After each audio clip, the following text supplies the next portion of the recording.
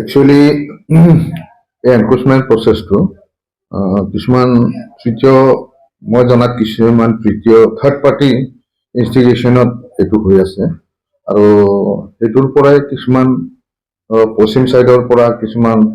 পাব্লিকবোৰ আহি ইয়াত বেদখল কৰিবলৈ ওলাই আছে অনুমানিক ধৰক নৱেম্বৰৰ লাষ্ট উইকৰ পৰা তেওঁলোকে বহুতবাৰ প্ৰচেষ্টা চলাইছিল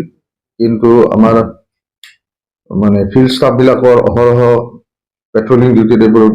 ডিটেক্ট হৈছে আৰু আমি ৰেজিষ্টেঞ্চ দিছোঁ তেওঁলোকৰ ওপৰত কিন্তু তেওঁলোকে এদিন দুদিন নহয় মানে সদায় তেওঁলোকে ওলাই আহে কেতিয়াবা 200 কেতিয়াবা 250 লোক একেলগে আহি দা লাঠি কোদাল খুখি আদি লৈ মানে তেওঁলোকে জংঘল চাফা কৰিবলৈ আহে আৰু আমাৰ ষ্টাফ যেতিয়া যায় তেওঁলোকক মানে এটেকিং মুডতে থাকে তেওঁলোকে আৰু দে আৰ ভেৰি ভায়োলেণ্ট অলছ' তো এই সংক্ৰান্ততে যোৱা 17 তাৰিখে ডিচেম্বৰৰ দিনা মানে এটা ইনচিডেন্ট হৈ যায় তাৰ আগদিনা আমি ৰিলায়েবল চ'ৰ্চৰ পৰা ইনফৰমেশ্যন পোৱা মতে তেওঁলোকে 16 তাৰিখে ৰাতি আহি তাত টেম্পৰাৰী কেম্প চালিবিলাক কিছুমান পলিথিনৰ চালি আদি বনাই তেওঁলোকে কমচে কম 350 মান মানুহ সোমাই তেওঁলোকে নেক্সট ডে আৰ্লি ইণ্ডিয়া ধৰক 10টামান বজাৰ পৰা জংঘল জুৰিবলৈ আৰম্ভ কৰিবলৈ ওলাইছিলে এতিয়া আমি ইনফৰমেশ্যন পালোঁ পাই লগালগ এই ইনফৰমেশ্যনটো আমি য'ত য'ত দৰকাৰ অৱগত কৰিলোঁ আৰু মোৰ ডাইৰেকশ্যনত মই ডাইৰেকশ্যন কৰিলোঁ যে all range officers specially Jharbari Gaurang range Ultapani আৰু প্ৰটেকশ্যনৰ তেওঁলোকে staff large number of staff যিমান আছে সকলোকে ডেপুট কৰিবলৈ মই ক'লোঁ যে জইণ্টলি অপাৰেশ্যনটো চলাওক কিন্তু আমি প্ৰতিৰোধ কৰিব লাগিব তাৰ লগতে আছিল 2টা NGO ভলেণ্টিয়াৰ্ছ তেওঁলোকেও আমাক সহায় কৰিলে লগতে তেওঁলোকৰ এই প্ৰচেষ্টাত আমি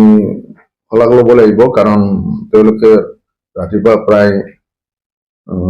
12টাৰ পিছৰ পৰাই তেওঁলোকে চেষ্টা চলাই আছিলে কিন্তু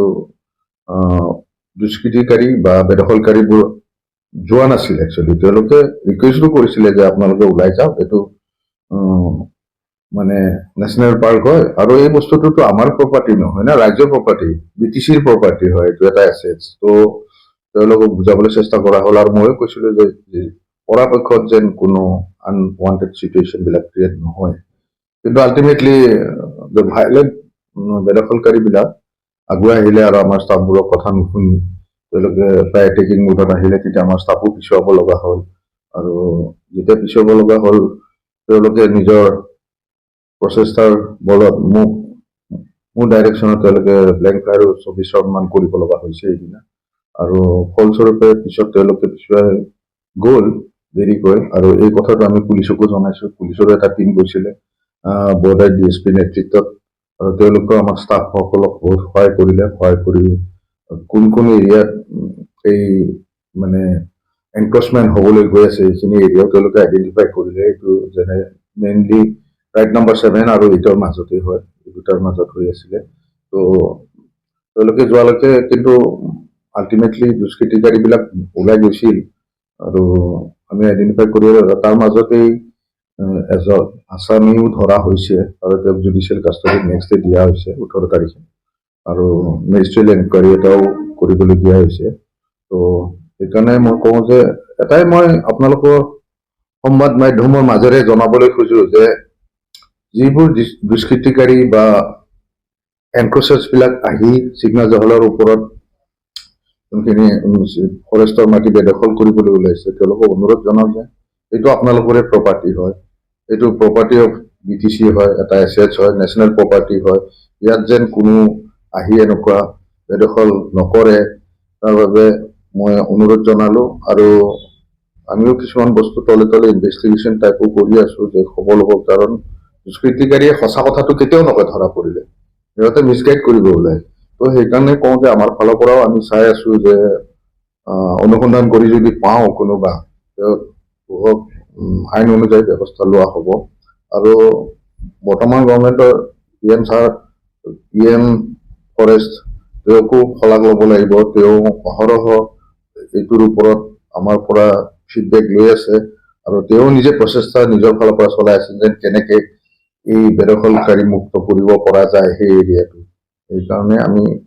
এতিয়া নেক্সট আমি তাত এটা কেম্প বনাবলৈ গৈ আছো। তাত আমাৰ ষ্টাফ আৰু NGOৰ মেম্বাৰ্ছবিলাক থাকিব। তো ৮০জনমান আমি ভাবিছোঁ সুদূৰ ভৱিষ্যতে আমি এই বেদখল মুক্ত কৰিব পাৰিম। আৰু এইটো এটা জ্বলন্ত প্ৰব্লেম হয় আমাৰ কাৰণে, কাৰণ নতুনকৈ ডিক্লেয়াৰ হোৱা এটা নেশ্যনেল পাৰ্ক, আমাৰ এটা ডাঙৰ এছেটছ BTCৰ কাৰণে এইটো ৰক্ষা কৰাটো আমাৰ অতি কৰ্তব্য আৰু সেইটোৱে ভাবোঁ মই। আৰু বিশেষ ক'বলগীয়া নাই মোৰ। একচুৱেলি আগতে আমি মিছগাইড হৈছিলোঁ, কেতিয়াবা তেওঁলোকে সঁচা কথাটো নকয়, একচুৱেলি মিছগাইড কৰিব খোজে। কিন্তু এই মিছগাইডবোৰ বিশেষকৈ পূব ফালৰ পৰা আহিছে, চিৰাঙৰ ফালৰ পৰা আহিছে। কিন্তু তেওঁলোকে ক'ৰ পৰা অৰিজিনেলি আহিছে সেইটো ক'ব নোৱাৰিম আমি এতিয়া। কিন্তু অহাটো তাতে চেল্টাৰ বা তেওঁলোকৰ, আৰু মই এটা কথা কওঁ, তেওঁলোক ভূমিহীন মানুহ নহয়, সকলোৰে ভূমি আছে। কিন্তু এতিয়া কাৰোবাৰ উচতনিত এইটো আহি তেওঁলোকে কৰি আছে এই বস্তুটো যে মাটি বেদখল কৰিব লাগে, আমি সেইখিনি তাত আমি ঘৰ বাৰী সাজি এটা বস্তি বনাই থাকিম, এনেকুৱা এটা মেণ্টেলিটি লৈ তেওঁলোকে কৰি আছে কাৰোবাৰ উচতনিত। সেইটোৱে। যেনেদৰে হৈছে এনক্ৰচমেণ্ট ইলিগেলি, কেনেদৰে ৰায়মনাতো হৈছে নেকি? মই এতিয়ালৈকে এনক্ৰচমেণ্টৰ বিষয়ে ৰায়মনাৰ পৰা বিশেষ শুনা নাই। ৰায়মনাটো অলৰেডি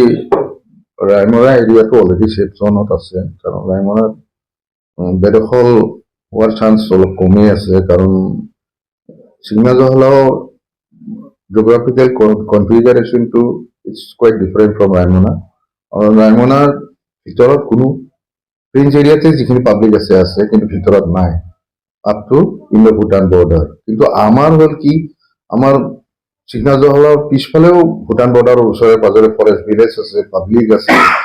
FRA ভিলেজ আছে, এনক্ৰচাৰ্ছবিলাক আছে। সেইকাৰণে তেওঁলোকৰ তাত এনক্ৰচমেণ্ট হোৱাৰ চান্সেছটো কম। কিমান বিঘা মাটি ছাৰ বেদখল হৈছে? এতিয়ালৈকেতো ধৰক বেদখলটো কৰা নাই, আমি মুক্তই কৰিছোঁ। মানে ধৰক এতিয়া আজি ধৰক 20 বিঘা কৰিলে, কালি এনেকে